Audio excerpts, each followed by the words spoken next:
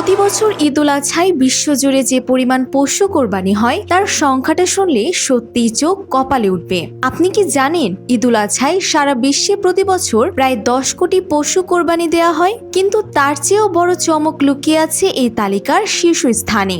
Saudi আরব বা পাকিস্তানের মতো দেশকে পেছনে ফেলে কোন দেশ এখন কোরবানির বিশ্বমঞ্চে সবার উপরে? গ্লোবাল রিপোর্টে উঠে এসেছে এক অবিশ্বাস্য তথ্য। তালিকার পঞ্চম স্থানে থাকা পবিত্র হজের ভূমি সৌদি আরবে প্রতি বছর কোরবানি হয় প্রায় 10 লাখ পশু। চতুর্থ স্থানে রয়েছে ইন্দোনেশিয়া, আর 25 লাখ পশু কোরবানি দিয়ে তৃতীয় স্থানে দখল করে রেখেছে ইউরোপ এশিয়ার মিলনস্থল তুরস্ক।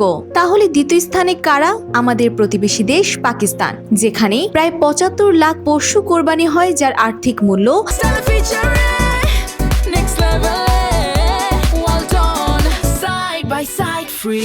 $300 কোটি বেশি। এবার আসা যাক এক বিস্ময়কর তথ্যে।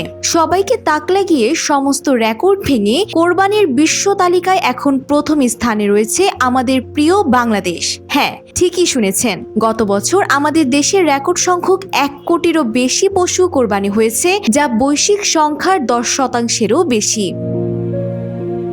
সৌদি, তুরস্ক কিংবা পাকিস্তান নয়, বরং কোরবানির বিশ্বমঞ্চে আজ সবার উপরে বাংলাদেশের নাম। বাঙালি মুসলিমদের ত্যাগ ও উৎসবের এই মহোৎসব আজ শুধু ধর্মীয় আচারে সীমাবদ্ধ নেই, বরং দেশের অর্থনীতিতে যোগ করেছে এক নতুন মাত্রা।